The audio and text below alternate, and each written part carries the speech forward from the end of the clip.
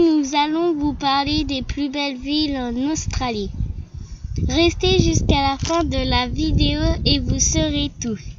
Si vous êtes nouveau sur notre chaîne, bienvenue et n'oubliez pas de vous abonner, c'est gratuit.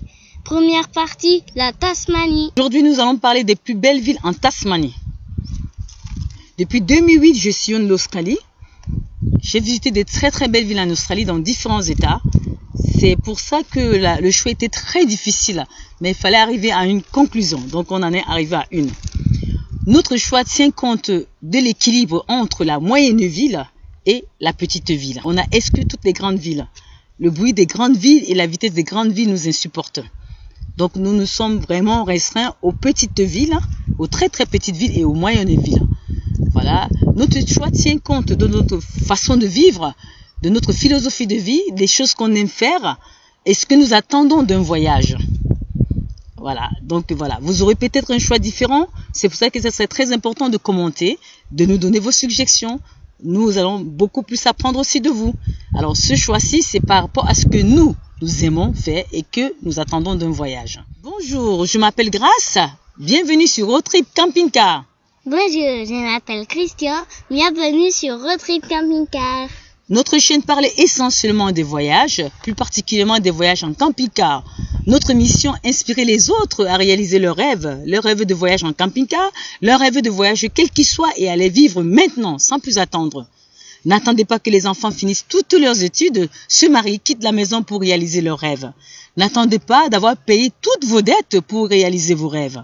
N'attendez pas que le mari vous quitte pour une femme plus jeune ou même pour votre copine pour réaliser vos rêves. Et n'attendez pas que la femme vous quitte pour votre collègue ou votre patron pour réaliser vos rêves. Nous disons c'est maintenant. L'avenir est très incertain, le présent est plus ou moins incontrôlable. C'est parti!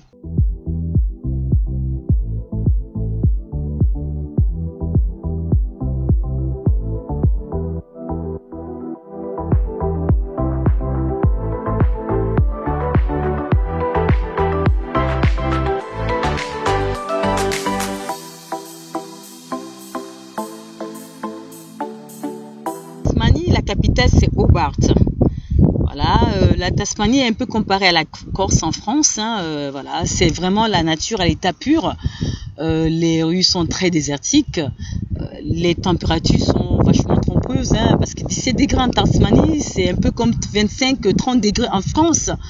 Il faut faire très attention. Les chaleurs et les UV sont très agressifs, mais restent tout de même agréables. On va dire, il faut faire très attention quand on roule en Tasmanie parce que les animaux sortent de tous les côtés, donc il faut juste être prudent. De toute façon, les vitesses sont très limitées au compteur. Voilà, pour moi, la Tasmanie, c'est le plus beau coin en Australie. Je l'ai toujours dit, mais bon, je ne sais pas si j'ai le droit de le dire, mais voilà, vous le savez maintenant, c'est fait. Voilà, la Tasmanie est plus froid que le reste de l'Australie. Inutile de s'éloigner de la ville de Hobart pour passer des paysages urbains à des magnifiques paysages naturels, des plages sableuses, des sites historiques. La ville de Hobart et le port Arthur valent vraiment le détour. Voilà, c'est vraiment le point de départ pour les excursions vers le sud de la Tasmanie. Le musée de Mona est un musée incontournable à Hobart. C'est un musée qui est très controversé. Il est connu dans le monde d'ailleurs parce qu'il parle majoritairement du sexe, de la religion et de la mort. Voilà, c'est pourquoi il a toujours été controversé. Ensuite, nous avons le mont Wellington. Donc il s'élève à 1270 mètres et au sommet, on a une vue imprenable de Hobart. Donc c'est vraiment les deux incontournables. Dans cet épisode, nous allons vous présenter les plus belles villes en Australie, selon nous. Et aujourd'hui, c'est la Tasmanie. C'est parti! Durant mon séjour en Tasmanie, j'habitais à Rosevier. Alors, je peux vous donner mes recommandations sans aucune hésitation. C'est une ville viticole. Région autour des océans, beaucoup de villas modernes, c'est très résidentiel. Le constat que j'ai eu, c'est qu'elle attire beaucoup des personnes retraitées. Voilà, c'est vraiment, on se réveille le matin, la vue qu'on a, c'est de 360 degrés de vue, avec l'océan ou des lacs, des paysages à tomber par terre, des paysages à couper le souffle. Voilà, durant mon séjour en Australie, en Tasmanie, j'ai habité à Rosevier pendant plusieurs semaines et j'ai habité chez Allen et Mary. C'est un couple très agréable à vivre avec beaucoup d'expérience dans les voyages et vraiment je peux les prendre comme une inspiration. En fait, ils ont vraiment encore attisé mon envie de voyager parce on partageait la même façon de vivre. Et donc leur courage était carrément face à cet océan. Franchement, vous vous réveillez le matin, c'est cette vue que vous avez, vous prenez votre petit déjeuner, c'est cette vue que vous avez, et c'était vraiment un beau séjour. C'était vraiment un beau séjour, un très beau cottage, vraiment un tout petit cottage comme ça, mais ça suffisait largement parce que le but des gens là-bas, c'était vraiment de venir en vacances, se relaxer, profiter, la détente, oublier. Voilà, on va dire que Rose et Vert, c'est vraiment pour remettre des compteurs à zéro. Je pourrais dire que Rose Vert, c'est vraiment là où on part pour remettre des compteurs à zéro. On oublie tout, on recommence. Voilà, je vous recommande. Exeter. Voilà, c'est une petite ville à 24 km de Launceston.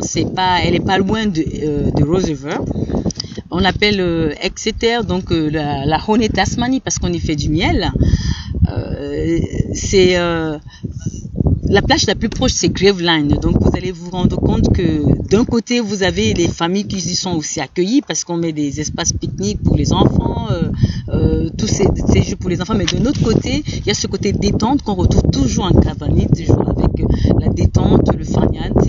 Voilà. C'est vraiment un village que je recommande sans. Ensuite, Swiss Village. C'est un camp et village de vacances très paisible. Voilà, les maisons sont huppées, c'est des quartiers résidentiels très riches, très bonne architecture. Voilà, c'est vraiment une bonne qualité de vie, quoi. C'est la bonne société, comme on dit. C'est vraiment un village qui vaut le détour quand vous êtes dans le coin. Pendant mon séjour là-bas, Allen et Mary avec leurs petits-enfants. En fait, c'est la fille d'Allen qui habite dans ce village. Donc, j'ai eu l'occasion d'y aller souvent et très très bonnes impressions par rapport à ce village. Je m'y verrais en train de vivre là-bas. Bon, voilà, donc c'est juste pour vous dire, parfois on cherche grand, parfois dans les petits villages comme ça on trouve quelque chose qu'on ne retrouvera pas ailleurs. Et ces petits villages dont je vous dis, si vous avez la chance, l'opportunité d'aller en Australie et en Tasmanie, essayez de faire un tour. Essayez de faire un tour. Et comme ça on en reparlera. Sheffield, à 23 km à l'intérieur de Devonport, on va dire que c'est un musée à ciel ouvert. Vous ne pouvez pas le louper. Si vous êtes dans les parages, il faut y aller. Voilà, donc tous les murs ont été couverts de peinture décrivant l'histoire des pionniers. Voilà, c'est une ville qui a presque souvent été oubliée, et pour attirer l'attention des touristes, voilà, elle s'est mise en couleur. Voilà, on va dire que c'est une animation. C'est une animation, voilà. Je vous la recommande. Sheffield est surtout connu pour sa production en matière grasse de haute qualité via l'élevage laitier. C'est vraiment le point de départ pour la visite de Cradle Mountain et puis la visite du Mont Roland. Voilà, on aura l'occasion d'en parler quand on sera dans les parcs nationaux. Voilà, c'est le fait, son charme a été cassé par rapport à Cradle Mountain. Et puis voilà, c'est vraiment un point de départ pour le parc national le plus populaire en Tasmanie. Vous avez tout compris. Voilà, on aura l'occasion d'aborder les parcs nationaux. Ross, c'est un hameau qui est situé près du lac Sorel, à 120 km de Launceston. Non, pardon, à 120 km de Hobart et de 75 km de Launceston. Ancien poste de garnison, respire le charme colonial. Elle est située entre la ville de Campbelltown et de Outland.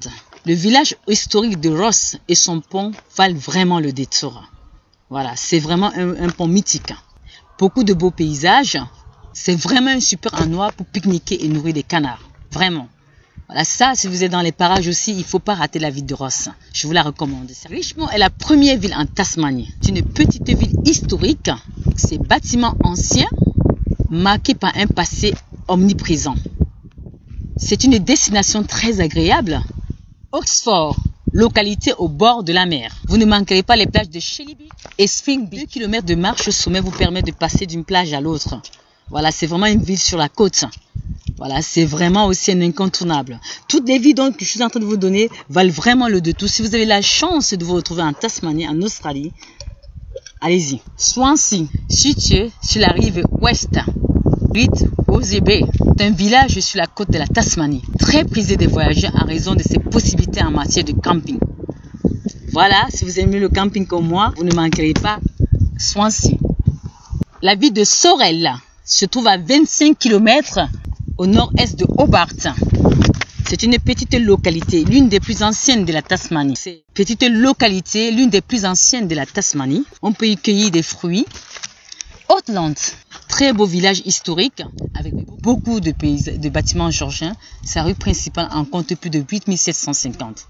Voilà, c'est vraiment une ville étape à s'arrêter lors de votre séjour en Tasmanie. De Lorraine, beaucoup plus connu comme le point de départ pour aller visiter le Cradle Mountain et le Mole Creek. Le centre-ville a un charme indéniable, pique-nique magnifique. Des framboises, du miel, voilà, vraiment, c'est vraiment des petits moments que parfois valent beaucoup plus cher qu'on ne le pense. Dégustation tout autour. Mole Creek.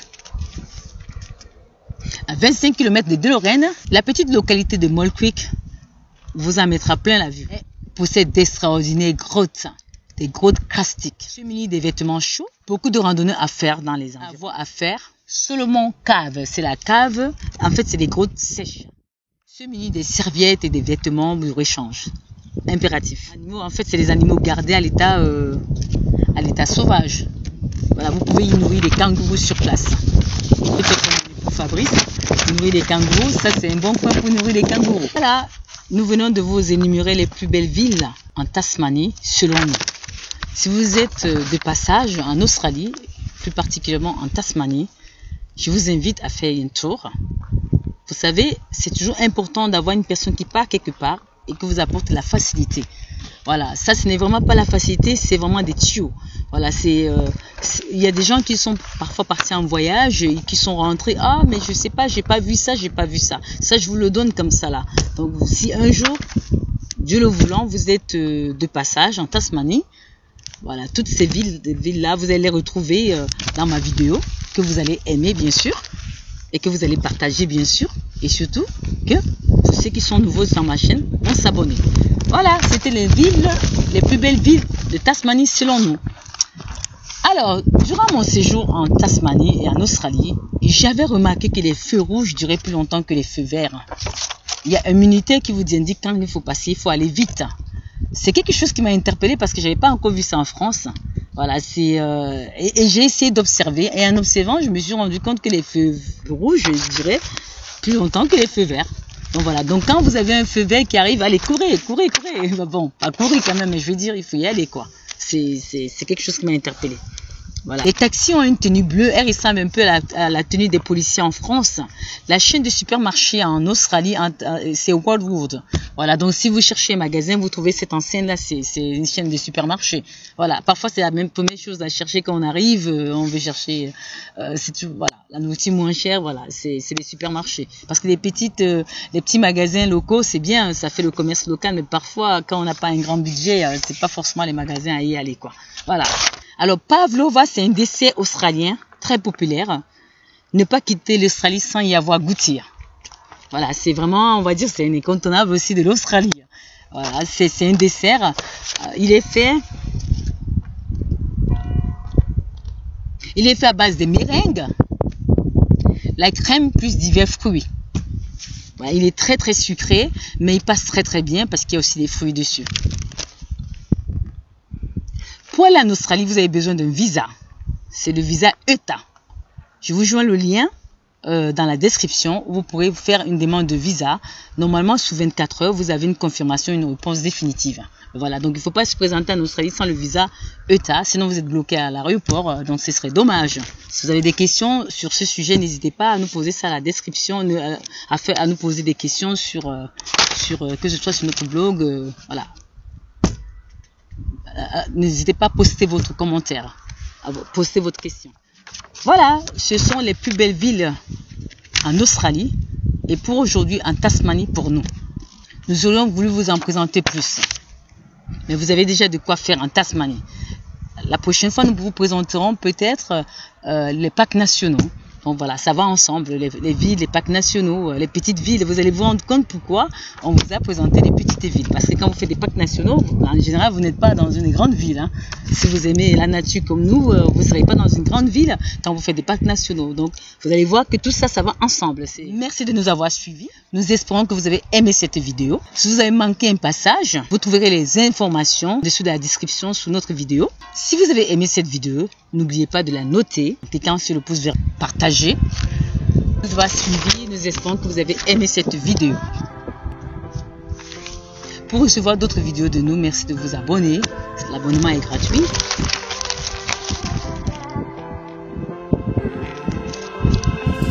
Peut-être que l'une de ces villes vous a interpellé. N'hésitez pas à poster votre commentaire. Si vous avez des suggestions,